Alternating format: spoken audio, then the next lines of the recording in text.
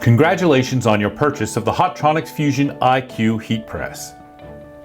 Once you have received your press, carefully cut open the shipping carton. Remove the warranty information and power cord. Lift out the form-fitting styrofoam packing material and set aside. 2 people will be needed to lift the Hotronix Fusion IQ heat press.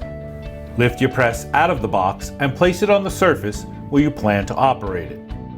Plug the power cord into the back of your press and the other end into an outlet that is protected by a dedicated 20-amp breaker. Unlock the swing-away action of the press by pulling out and turning the knob located on the back side of the press.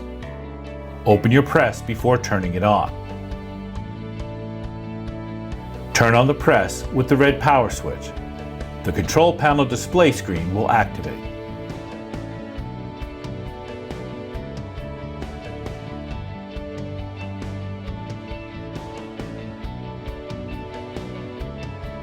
Now that your Hotronix Fusion IQ heat press is unpacked and set up, you are ready to begin pressing.